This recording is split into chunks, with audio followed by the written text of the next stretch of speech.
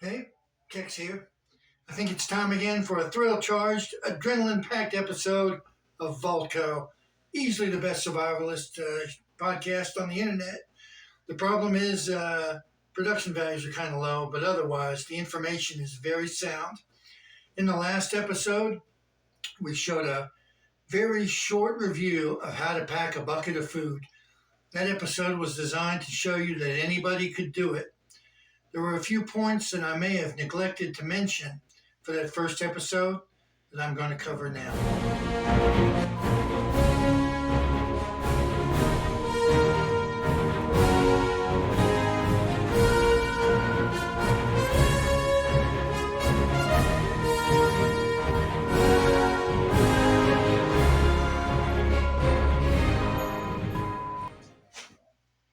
The important subject that we neglected to mention is the labeling. Whenever you pack a bucket of food, always immediately label it on the spot. I'm going to show you one of the simplest ways possible to do that so that you'll know what's in it, and when you packed it, and when it'll expire. If you don't do that on the spot, you'll find within 30 minutes, if you've done a bunch of buckets, you may not be able to remember what's in the buckets. That's no good 30 years ago if you think you've got rice and you go in there and all you've got is gravy powder. So it's important to know at the time when, what, and for how long. And smack that label right on the bucket. I'll show you my own patented method for doing it. It's definitely the lazy man's way to organize your food storage. Just like packing a bucket, labeling the bucket should be very simple and very fast. If you're going to pack buckets of food on the weekend, it's good to have these labels printed in advance, right, and ready to go for each bucket that you intend to pack that weekend. Otherwise, this label should go in this bucket as soon as possible so you don't forget what's inside it. When you've got one bucket, it's not a problem. If you've got 1,000 buckets in storage, you're going to find that your food storage is rapidly unmanageable. You move a bucket that's in an area where your white rice was, next thing you know, you got it confused with flour or sugar or some other similar substance, and your count is wrong, your cachet hoard is wrong. This is a Gorilla Spray adhesive. Now be careful not to inhale this stuff, but it's really easy to use. So take a little bit of that, put it on the front of the bucket. Yeah, make sure there's enough there to get a good grip because it's going to stick in there for 30 years. And look at that. Can you believe how simple that is? It should be that easy for every one of them. Now the bucket's labeled. From a distance, you can peer over shelves. You can look past cabinets or even look inside them. And if you can view the label, you know what's in that bucket and the date, 9/9/25. You know when it was packed. All this stuff turns out to be really important in the long run, but putting the label on should be just that simple. And again, use care with this spray adhesive. It's great stuff, but don't inhale it, okay? It can be quite bad for your lungs. Otherwise, it's a lazy man's perfect way of putting a label on there.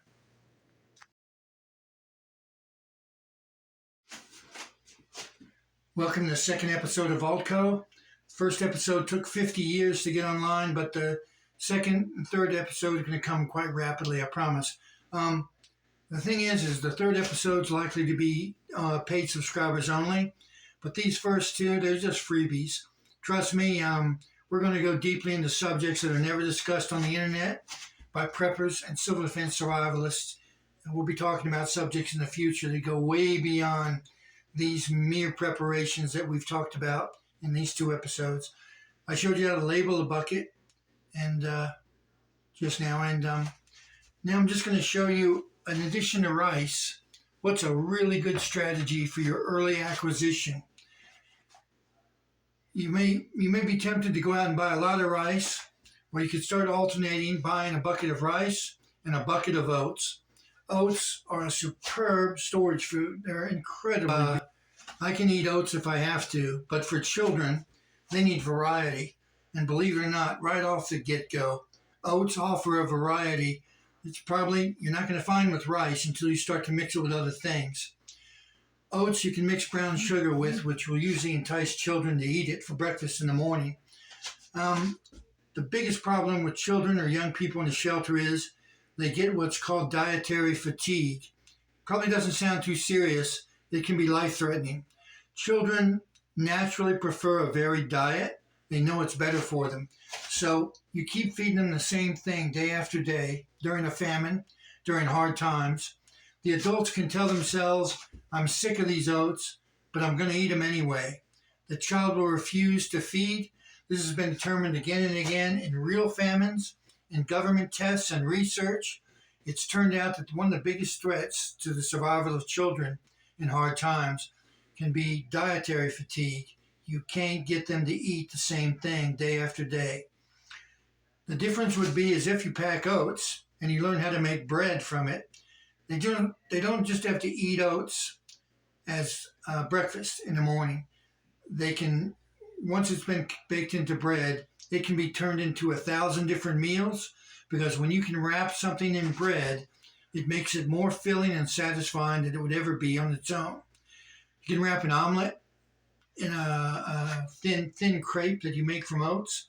You can make loaves of oat bread, which are extremely healthy for you compared to that crap they normally serve us at the supermarket. The oats bread is demonstrated beyond a fraction of a doubt to be a very nutritious food. It's full of protein. It's got some really useful fiber.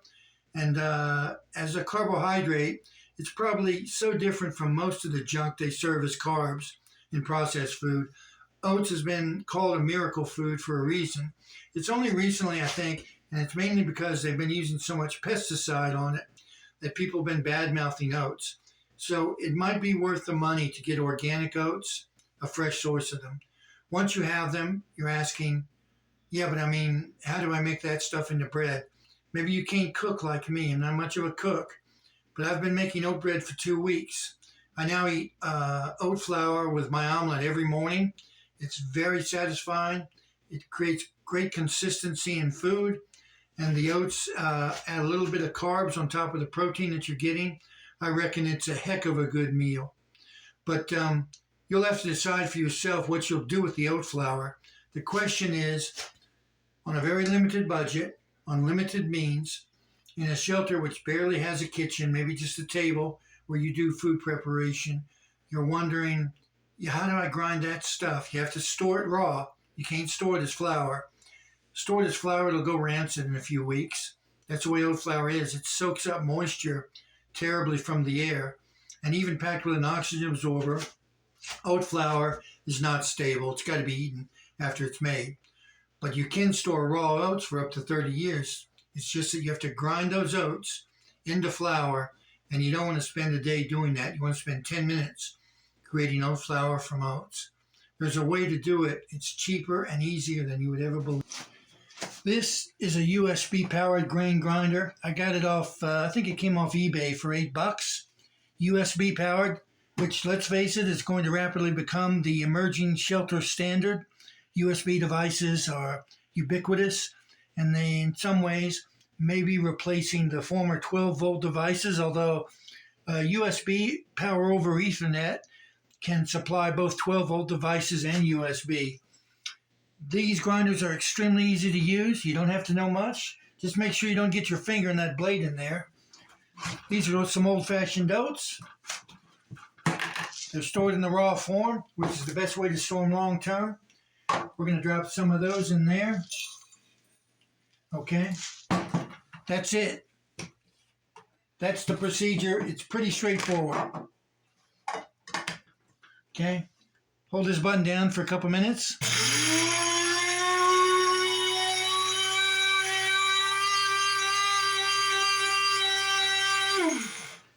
You're not going to believe this.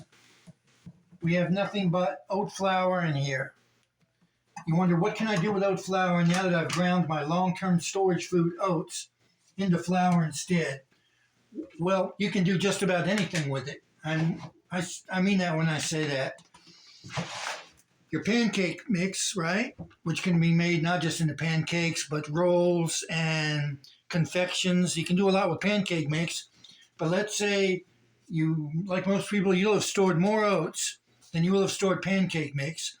You can cut this box, so instead of a month's worth of pancake mix, you've got 6 months worth of pancake mix, because you mix it every time with a little bit of oat flour to cut it. You're adding nutrition and fiber to the pancake mix. It'll probably taste as good, if not better. You can cut mashed potatoes with oat flour that you use hot water on. The hot water will cook both the oat flour and the mashed potato flakes at the same time. And I'm not kidding, that is one filling mashed potato there. That's the way that ends up. I use them in the morning sometimes with grits, which is also a very good combination. Oat flour boiled with grits ends up delicious. It's a solid meal that'll fill you up. This is a more expensive version of pancake mix. I've tried both of these, and they both end up delicious.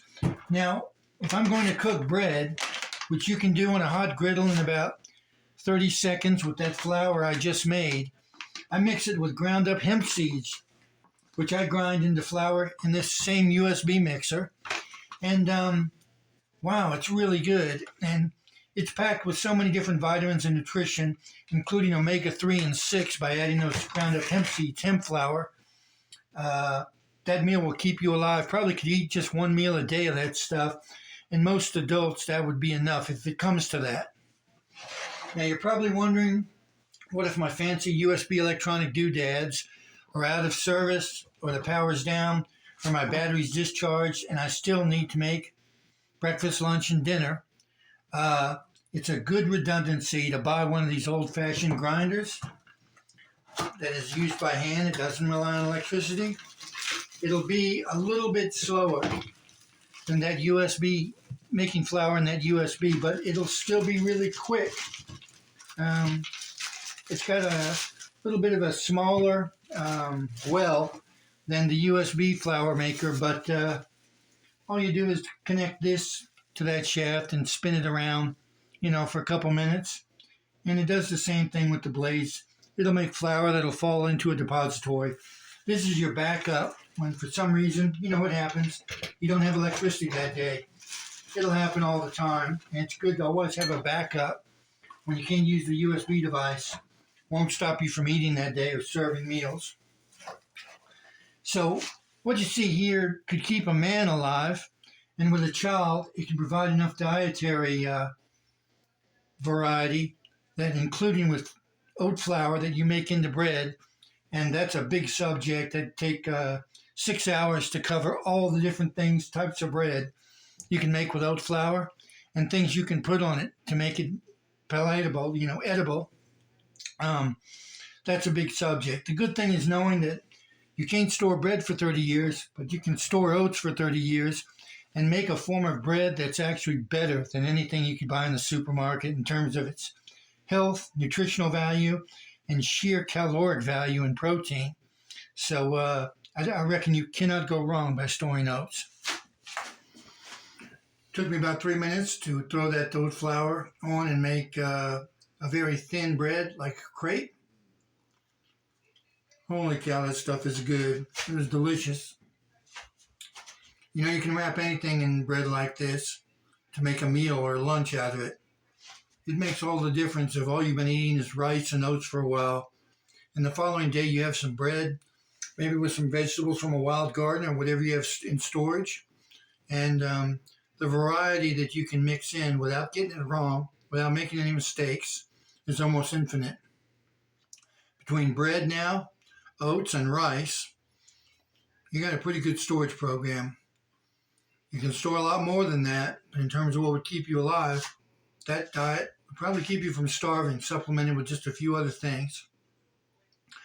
Packed away in 5-gallon buckets like we see, it's pretty easy to compute approximate lifetime of a bucket of rice if you're eating every day. After a while, you'll get a very good gauge with whatever your party consists of, whether it's a family of 4 or just one person, how long it takes to go through those 5-gallon buckets, whether they're filled with rice or oats. By making bread on a regular basis, you have to see to it that you use that oat flour so it won't go off or spoil. That's the only drawback that I can think of. Otherwise, oats are an amazing food and really good expenditure for long-term storage. Given that oats have been found up to 50 years later in storage, stored correctly. I think they were freeze-dried from the late 1940s. And the researchers said, yeah, they were still edible and they didn't make anybody sick. They still tasted pretty good. The same went for hard candies and the crackers. Civil defense crackers have been eaten 50 years out. So I'm certain with enough care and patience, you could turn oats or oat flour into crackers. I'm just not sure about that recipe for this episode, but I think I'm going to find out. I've been cooking with oat flour now for a couple of weeks just to know what I was talking about going into this episode. I reckon that's a really good foundation for a food storage program with rice and oats to begin. Of course, after that, there's 1,000 other things that you can start to store. But that gives you security knowing you have a lot of that, and that lot goes very far long term to keep people alive. The thing about bread is, if you put a little, I got the powdered butter over here, or gravy or anything else, bread becomes extremely filling as a carbohydrate. If you're like me, you believe that we're basically protein eaters, and I agree. And the great thing about oats is they've got quite a bit of protein in them for a vegetable sourced food, quite a bit. And I reckon it'd be hard to become calorie deficient on eating just rice and oats with other things added in. If you eat things that are very rich in vitamins and proper oils, like the hemp seeds ground up into a flour, you're probably going to be eating a lot better during the apocalypse than you're eating now. This is episode number 2, and I reckon this will be the second free one.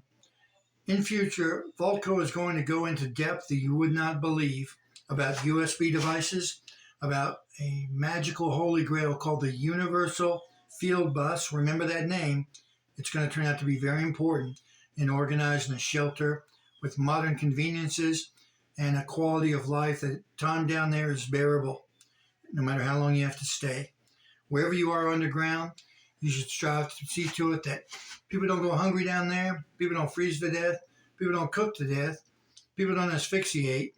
And these common concerns are some of the priorities when you're building a shelter or organizing its life support systems. So, in combination with a good food storage program, which has a lot of the basics and staples, oats, rice, and bread, and other things, many other things, the place can become habitable and you can keep people from going nuts. Believe it or not, people going nuts in confined spaces is a big problem in the past. They give up. They scream to researchers, you got to let me out of here. I've been down here for 2 weeks.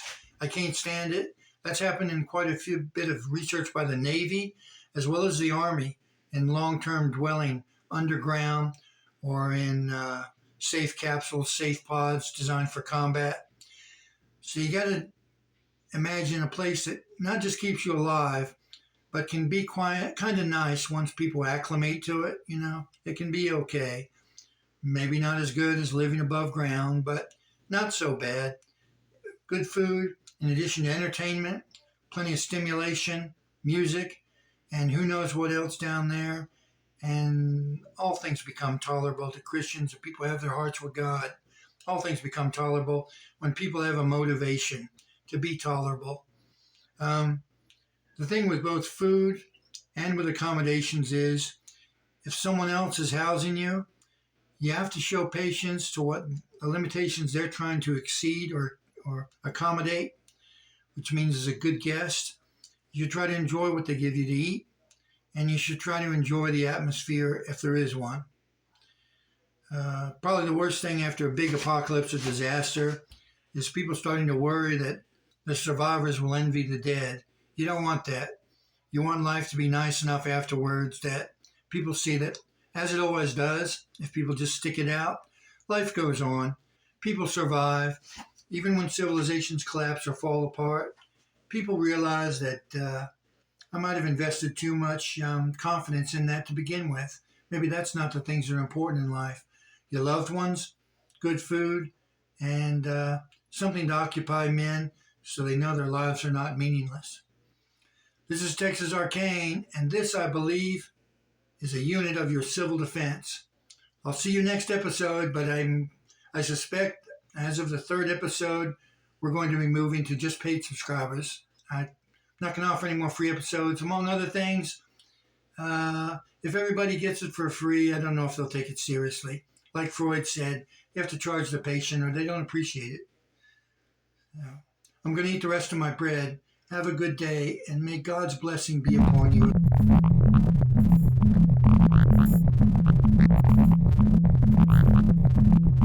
This is a unit of your civil defense.